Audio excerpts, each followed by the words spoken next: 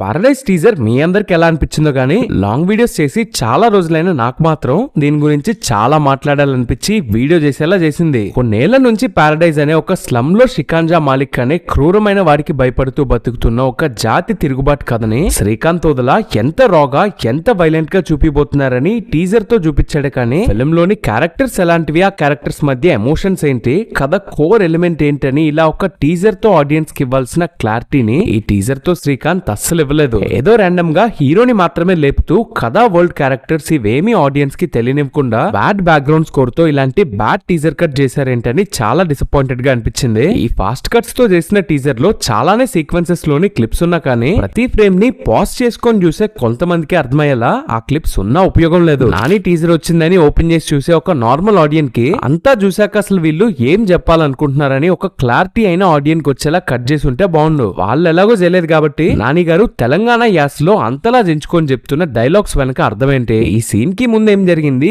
ఈ సీన్ లోనే వీళ్ళు తిరుగుబాటు మొదలు పెట్టడానికి కారణం ఏంటి, ఈ టీజర్ ఫాస్ట్ కట్స్ లో వాళ్ళు ఎన్ని సీన్స్ లోని క్లిప్స్ ని పెట్టారు, ఆ సీన్స్ లో ఏం జరిగింది, ఇలా టీజర్ లో మీరు గమనించని ఎన్నో డీటెయిల్స్ ఉన్నాయి. టీజరే కాబట్టి థీరీస్ లో ఓవర్ ద టాప్ వెళ్ళిపోకుండా ట్రైలర్ లో ఉన్న క్లిప్స్ ని బట్టి ఏం జరిగిందో మాట్లాడుకుందాం. టీజర్ ని స్టార్ట్ చేయటమే ఇక నుంచి జాగా వెల్ది అనే డైలాగ్ తో స్టార్ట్ చేశారు. ఆల్మోస్ట్ టీజర్ మొత్తం నాని గారు ఈ సీన్ లో చెప్పే డైలాగ్ తోనే ఉంటుంది. ఈ సీన్ దాకా వెళ్ళాలంటే ట్రైలర్ లో చూపించిన ముందు సీన్స్ లోని క్లిప్స్ గురించి మాట్లాడుకోవాలి. బ్లాక్ అండ్ వైట్ విజువల్స్ లో చాలా పెద్ద కత్తి పట్టుకొని ఒక అతని పీక నరుకుతున్న ఈ క్లిప్ ని అబ్జర్వ్ చేస్తే ఆ కత్తి పట్టుకొని ఉంది మాలిక్. అయితే మాలిక్ మనుషులు చుట్టూరా నుంచొని పారడైజ్ మనుషులు పారిపోకుండా ఆపటం, వాళ్ళ మనిషిని వాళ్ళ ముందే నరకటం కల్లారా చూసి వణుకుతున్న పారడైజ్ మనుషుల్ని చూడొచ్చు. ఈ ఒక్క ఫ్రేమ్ తో అర్థం చేసుకోవచ్చు మాలిక్ ఈ మనుషుల్ని ఎంత క్రూరంగా చంపుతూ భయపెడుతున్నాడని. నెక్స్ట్ టీజర్ మొత్తంలో ఈ ఒక్క ఫ్రేమ్ లోనే వీళ్ళుండే స్లమ్ ని క్లియర్ గా చూపించారు. బాగా అబ్జర్వ్ చేస్తే వర్షం వల్ల నీటితో నిండిపోయిన ఈ ప్లేస్ లో ఒక పోలీస్ జీప్ ఇక్కడ ఆగుంటం చూడొచ్చు. అండ్ గుడిసెలకు చివరిగా ఉన్న ఒక పెద్ద చెట్టు దగ్గర నిండిపోయి ఉన్న నీళ్లలోకి దిగి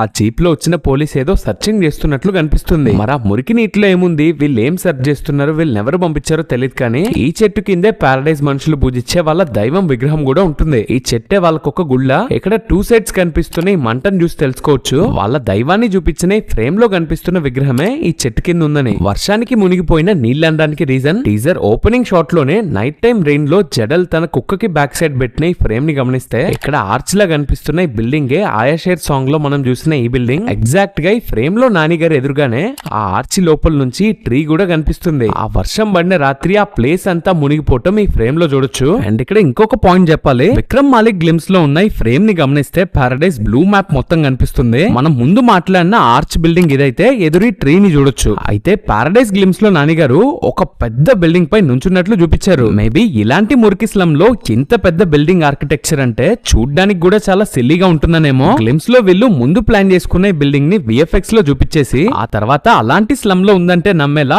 ఇలాంటిది డిజైన్ చేసి దీన్ని రియల్ గా మనం ఆయా షేర్ లో చూసినట్లు సెట్ ని వేసుంటారు. ఇంకా మళ్ళీ ఆ నైట్ ట్రైన్ సీన్ లోకి వస్తే టీజర్ లో లాస్ట్ నాని గారికి బ్యాక్ సైడ్ బ్లాస్ట్ అయినట్లు చూపించిన ఈ షాట్, లో యాంగిల్ లో గన్ పట్టుకొని నుంచున్న ఈ షాట్, కాకి ఐకి పెట్టిన ఈ ఫ్రేమ్ కాకి అరవటం కూడా నైట్ టైం ఈ రెయిన్ లో పారడైజ్ లో జరిగే ఒక ఫైట్ సీన్ లోవే. అండ్ ఆయా షేర్ సాంగ్ లాస్ట్ లో నాని గారు డాగ్ తో చైర్ లో కూర్చున్న ఈ షాట్ ని చూపిస్తారు కదా, ఈ షాట్ కూడా టీజర్ లో చూపించిన ఈ సీన్ లో జరిగేదే. మరి ఫైట్ ఎందుకు జరుగుతుందంటే దేనికి ఒక థియరీ ఉంది, ఇదే జరుగుతుందని చెప్పలేను గానీ టీజర్ లో ఉన్నది చెప్తా. టీజర్ లో ఈ ఫ్రేమ్ ని ఎంతమంది గమనించారో గానీ తలకి ఇలాంటి కొమ్ములు కాకులు ఈకల్లా కనిపిస్తున్న వీటితో తయారు చేసింది జడల్ తలకి పెట్టుకున్న ఈ ఫ్రేమ్ ని ఎంతమంది చూసారో గానీ ఇది పారడైజ్ లోని జనంకి ఉన్న ట్రెడిషన్ అనుకుంటా. వాళ్ళ జాతిని తలకి ఇలాంటిది పెట్టుకొని రిప్రజెంట్ చేస్తారేమో. వీళ్ళని పాలించే షికాంజా మాలిక్ కి కొంతమంది పొలిటీషియన్స్ కి భయపడుతూ బతికే జనం ఒక ఫ్రేమ్ లో పార్టీ ఆఫీస్ లా కనిపించే ప్లేస్ లో వీళ్ళ ట్రెడిషన్ కనిపించే కాస్ట్యూమ్స్ లో డాన్స్ వేయటం కూడా చూడొచ్చు. వీళ్ళ కాస్ట్యూమ్స్ లో వేసే డాన్స్ ని వీళ్ళ జాతి కల్చర్ మొత్తాన్ని మనకి ముందే ఆయషర్ సాంగ్ లోనే చూపించేశారు. ఈ రెయిన్ లో వేసే డాన్స్ సీన్ దగ్గర అక్కడ జనంకి ఏదైనా అవమానం జరగటం,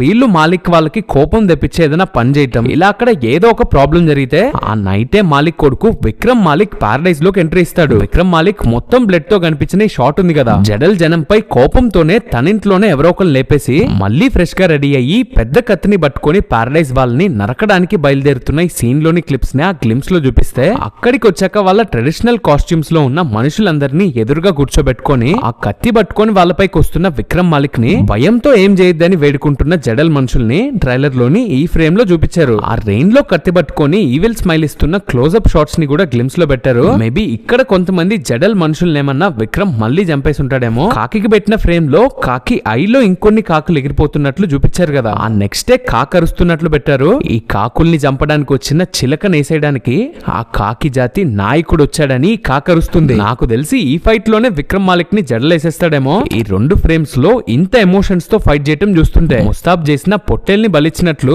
జడల్ చేతిలో జావడానికి విక్రమ్ మాలిక్ కే ముస్తాబై పారడైజ్ కి వచ్చాడేమో. నెక్స్ట్ ఈ షాట్ ని చూస్తే క్రాకర్స్ పేలుతున్నాయి, వాళ్ళ గుడిసెల వెనుకున్న స్లమ్ లో ఇక్కడ జడల్ నుంచుంటే జడల్ పైన ఇద్దరు కిడ్స్ అండ్ ఒక అమ్మాయిని చూడొచ్చు. ఈ సీన్ లో ఎగ్జాక్ట్ గా ఏం జరుగుతుందో చెప్పలేం గానీ సీన్ మాత్రం జడల్ కి విక్రమ్ మాలిక్ కి జరుగుతుంది. అంటే మనం ఇందాకంతా మాట్లాడుకునే సీన్ కంటే ముందు జరిగే సీన్ ఇది. విక్రమ్ మాలిక్ గ్లిమ్స్ లో ఆవేశంగా రన్నింగ్ కార్ లో నుంచి దూకేసి చైన్ ని తిప్పుతూ వచ్చే షాట్ కింద నుంచున్న విక్రమ్ మాలిక్ నుంచి కెమెరా జడల్ వైపుకు వెళ్లి వెల్కమ్ టు జడల్ జమానా అనే డైలాగ్ చెప్తాడు కదా, అదే సీన్ ఇక్కడ కూడా జరుగుతుంది. కింద ఇక్కడ విక్రమ్ మాలిక్ ని చూడొచ్చు. అయితే ఏదో పీకేద్దామని వచ్చిన విక్రమ్ మాలిక్ కి సరైన కౌంటర్ ఇచ్చి చిన్నపాటి బ్లాస్ట్ తో బెదరగొట్టి మరీ పంపుతాడేమో ఈ సీన్ లో జడల్. ఇక్కడ ఏం జరుగుతుందని కన్ఫ్యూజ్ అయ్యాను గానీ బాగా గమనిస్తే అర్థమైంది. అలా వచ్చి ఇలా వెళ్ళిపోయిన ఫ్రేమ్ లో జడల్ ముందు గమనించారా, ఎవడో పొలిటికల్ లీడర్ ని తీసుకొచ్చి వాళ్ళ పారడైజ్ లోని చెత్తలో గట్టిపడేశాడు. అది మ్యాటర్. ఈ పొలిటీషియన్ కోసమే ఛోటా మాలిక్ అక్కడికి వచ్చాడు. మరి మొత్తానికి ఇక్కడ ఏమవుతుందో మూవీలోనే చూడాలి. టీజర్ లో ఈ జంపింగ్ మ్యాచ్ కట్ పెట్టారు కదా, అందులో లాస్ట్ లో అందరికీ నచ్చిన స్లో మోషన్ షాట్ లో ఉన్న ఈ ఫైట్ జరిగేది మాలిక్ ఇంటి బయటే. ఎప్పుడెప్పుడు తిరగబడదామా అని వెయిట్ చేస్తున్న జడల్ మూవీలో ఈ సీన్ నుంచి తన తిరుగుబాటుని స్టార్ట్ చేస్తాడు అనుకుంటా. అది కూడా మాలిక్ ఇంటి దగ్గరే. కత్తి పట్టుకొని ఉన్న ఫ్రేమ్ లో బ్యాక్గ్రౌండ్ లో కనిపిస్తున్న ఈ హౌస్ షికాంజా మాలిక్ దే. ఈ ఫ్రేమ్ లో బ్యాక్ సైడ్ షర్ట్లెస్ గా ఉన్న జనమంతా ఎవరో కాదు, వీళ్ళంతా జడల్ మనుషులే. మరి starting black and white frame లో పీక్ గోస్తున్నట్లు చూపించిన ఈ సీనే కారణమేమో జడల్ తన ఇంటికి వచ్చి మరీ కత్తితో తన మనుషుల్ని నరికి ఇంటి బయట రక్తపాతం చేసేది. ఈ గ్రీన్ డ్రెస్ లో ఉన్న వాళ్ళంతా మాలిక్ మనుషులే. ఈ ఫైట్ లోని షార్ట్స్ ఏం ఎక్కువగా రివీల్ చేయలేదు. తన మనిషిని చంపాలనుకున్న కాట్రాజ్ పై శివాజీ ఎలా అయితే తిరుగుబాటు స్టార్ట్ చేస్తాడో అలాంటి స్టోరీ టర్నింగ్ ఫైట్ అవ్వటం వల్ల ఎక్కువ షార్ట్స్ పెట్టలేదేమో. ఇందాక ఒక పార్టీ ఆఫీస్ లా కనిపించే ఇక్కడ జడల్ మనుషులు వాళ్ళ కాస్ట్యూమ్స్ లో డాన్స్ వేస్తున్నారని చెప్పా కదా. పార్టీ జెండాలు ఉన్నాయి గానీ పార్టీ ఆఫీస్ కాదు, ఇది కూడా మాలిక్ హౌసే. ఇక్కడ జరిగిన ఏదో గొడవ కారణంగానే విక్రమ్ మాలిక్ పారడైజ్ కి వచ్చాడని చెప్పా కదా. ఆ గొడవ వీళ్ళ వల్ల కాదు, జడల్ వీళ్ళ ఇంటి బయట చేసిన ఈ రక్తపాతం వల్ల. జడల్ చేసిన తిరుగుబాటుకి సెలబ్రేషన్ గా వాళ్ళ ఇంటి ముందే వర్షంలో చేస్తున్న డాన్స్ అనుకుంటుంది. మరింత రక్తపాతం జరిగే టైం కి మాలిక్ తన కొడుకు ఇద్దరు ఇంట్లో లేరా ఏమో తెలియదు కానీ అదే రోజు రాత్రి విక్రమ్ మాలిక్ పారడైజ్ కి వెళ్ళటం మనం ఇందాక మాట్లాడుకున్న సీన్ అంతా జరుగుతుంది. ఈ ఫైట్ తర్వాత షర్ట్లెస్ గా చైర్ లో కూర్చున్న షాట్ అని చెప్పా కదా. ఈ ఫైట్ అయిన వెంటనే జడల్ మనుషులంతా చాతక్స్ ఉన్న బైక్స్ అన్ని వేసుకుని డైరెక్ట్ గా మాలిక్ ఇంట్లోకి తీసుకువెళ్ళిపోతారు బల్లని. జడల్ కూడా తలకి వాళ్ళ జాతి పాగా పెట్టుకున్నాడు. ఎలా అయితే బాజీరావ్ ని చంపేసి శివాజీ తన మనుషులతో డైరెక్ట్ గా అప్పలనాయుడు ఆఫీస్ కి వెళ్లి మరీ వార్నింగ్ ఇస్తాడో ఇక్కడలా జడల్ తన మనుషులందరితో డైరెక్ట్ గా ఇంట్లోకి వెళ్లి మరీ మాలిక్ కి వార్నింగ్ ఇస్తాడేమో. ఇంకా నీ పని అయిపోయింది మాలిక్, ఇక నుంచి ఆ జాగా మాది, పారడైజ్ మాది, అక్కడ అడుగు పెట్టాలన్నా మా వాళ్ళపై చేయి వేయాలన్నా నీ కొడుకు అయినట్లే అయితదని. మరి డైలాగ్స్ కూడా విన్నట్లు చెప్తావేంద్రా బాబు అని ఓవర్ అనుకోకండి. ఫ్లో లో బాగుందని కొట్టేసా. శ్రీకాంత్ స్టైల్ తెలంగాణ వార్నింగ్ ఏ రేంజ్ లో ఉంటుందో మనకు ఒక ఎక్స్పెక్టేషన్ ఉంది కదా, ఆ రేంజ్ వార్నింగ్ సీన్ ఇక్కడ పడుతుంది. మాలిక్ ఇంటి బయట జరిగిన ఫైట్, ఆ తర్వాత పారడైజ్ లో విక్రమ్ మాలిక్ ఫైట్, వెంటనే మాలిక్ ఇంటి లోపలికి వచ్చి మరి ఇచ్చే వార్నింగ్, ఇలా బ్యాక్ టు బ్యాక్ వాళ్ళ జాగా కోసం తిరుగుబాటు చేసిన ఈ రేంజ్ హై సీన్స్ పడిన తర్వాతే ఆయా షేర్ సెలబ్రేషన్ సాంగ్ వస్తుంది అనుకుంటా. 100 పెడతా మాలిక్ నైనా కూడా వాని సావు రాసుకొచ్చిన దేవుడి కాడా అని జడలురో హడలురో దడలురో కొడతరో తొడలురో తీస్తరో తోలురో సవారీకి దొరుకు బిడ్డ శవాలే లేస్తాయి బిడ్డ పేగులు తీసి మెడల వేసి ఆడిస్తాం బిడ్డ ఆడిస్తాం బిడ్డ. పారడైజ్ కి అడ్రస్ నైతాననే ఈ లిరిక్స్ ని చూస్తుంటే ఖచ్చితంగా ఈ సిచ్యువేషన్ కి పడే సాంగే అని ఎవడైనా చెప్పేస్తాడు. ఇంత హై తర్వాత ఆయా షేర్ సాంగ్ అంటే సాంగ్ అయిపోయే లోపు ఆడియన్స్ శవాల్ అవుతారేమో థియేటర్స్ లో. ఆ తర్వాత జడల్ అమ్మనుకుంటా సర్కారు ఉన్నది దొరల కోసమా జనం కోసమా అనే డైలాగ్ చెప్తుంది. ఈ డైలాగ్ అప్పుడు తనకు ఐ షాట్ పెట్టి నెక్స్ట్ డే జడల్ ఐ షాట్ పెట్టారు. దీనికి సమాధానం నేను చెప్తా అన్నట్లు ఏదో ఎమోషనల్ సీన్ తర్వాతే అనుకుంటా జడల్ ని వెనక్కి వేసుకుంటూ టీ షాప్ లోపలికి వెళ్లి షట్టర్ ని క్లోజ్ చేసిన జడల్ అక్కడ కూర్చొనున్న మంద పొలిటికల్ లీడర్స్ ని వేసేస్తాడు. ఆల్రెడీ ఫ్రేమ్ లో ఇద్దరు నేసేయటం చూడొచ్చు. ఆ తర్వాత ఎంతో కసితో ఎంతో వైలెంట్ గా వెళ్ళని ఎలా కొడుతున్నాడు అనేది అంతా గమనించే ఉంటారు. ఈ రేంజ్ లో కొడుతున్నాడంటే దీనికి ముందు ఒక గట్టి ఎమోషనల్ సీనే ఉండుంటుంది. వీళ్ళందరినీ సావగొట్టి అంతా తగలబెట్టేసి ఫోన్ లో ఎవరికో కాల్ చేసి వార్నింగ్ ఇస్తున్నాడు జడల్.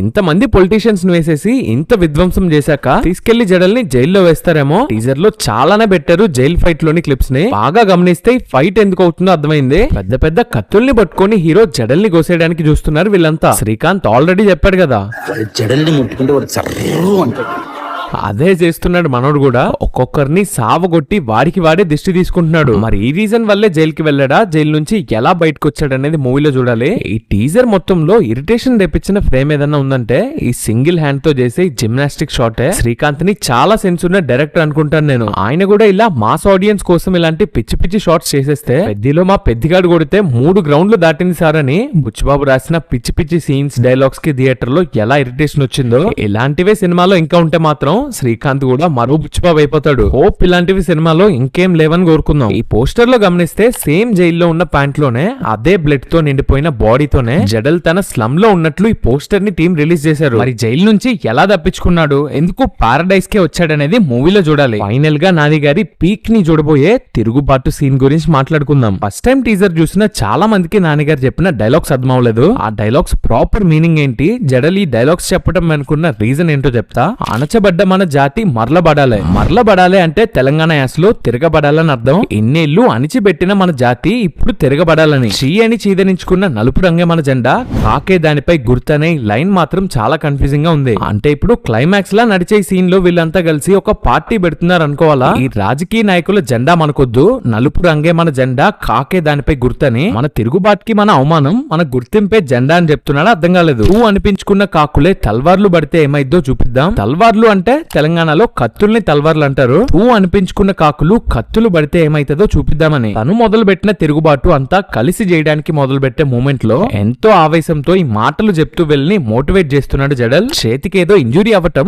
ఇంత ఎమోషన్ తో అంతా కలిసి పోరాటానికి సిద్ధమవుతున్న ఈ సీన్ ఖచ్చితంగా క్లైమాక్స్ అయ్యే ఉంటుంది. మరి దసరాలో ఈ రేంజ్ క్లైమాక్స్ రాసి తీసిన శ్రీకాంత్ ఇంత ఎమోషన్ తో ఉన్న ఈ జాతి తిరుగుబాటుని, ఈ క్లైమాక్స్ ని ఏ రేంజ్ లో చూపిస్తారో చూడడానికి వెయిటింగ్. ఇంకా లాస్ట్ గా హీరో క్యారెక్టరైజేషన్ గురించి మాట్లాడితే, చేతికి పెట్టాల్సిన వాచ్ ని కాళ్ళకి పెట్టుకోవటం, షర్ట్ కి బ్యాక్ సైడ్ పాకెట్స్ కుట్టించడం, ఇలా లుక్స్ ఇంత క్రేజీగా డిజైన్ చేస్తే క్యారెక్టర్ ఇంకెంత క్రేజీగా ఉంటుందో టీజర్ లో చూపిలేదు. మొత్తం వైలెంట్ సైడ్ ని చూపించి నింపేశారు. ఇంక క్యారెక్టర్ లోని వేరే సైడ్స్ ని ట్రైలర్ లోనే చూడాలేమో. జడల్ క్యారెక్టర్ ఎమోషనల్ సైడ్ చూస్తే తల్లే స్వయంగా కొడుకుని అంత మాట అంటం గ్లిమ్స్ లో పెట్టారు. చేతిగా టాటూ పదం చూసి జడలే వేపించుకొని ఉంటాడేమో అనుకున్న ఫస్ట్ లో, కానీ చిన్నప్పుడే ఎవరో బలవంతంగా టాటూ వేపించి తన్ని ఘోరంగా అవమానపరిచుంటారు. ఆ ఒక్క గ్లిమ్స్ లో తప్ప ఇప్పటిదాకా రిలీజ్ అయిన ఏ ప్రమోషనల్ కంటెంట్ లో చూసుకున్నా ఆ టాటూని కనిపించకుండా పిచ్చి పిచ్చిగా అక్కడ కోసేసుకున్న ఘాట్లు కనిపిస్తాయి. ఆ కట్స్ లో టాటూ కనిపించకుండా ఉండటమే కాదు, అవమానంతో జడల్ మనసుకు తగిలిన ఘాట్లులాగా కూడా కనిపిస్తాయి. మరి అంతటి అవమానం జడల్ కి ఎవరు చేసుంటారని ఆలోచిస్తే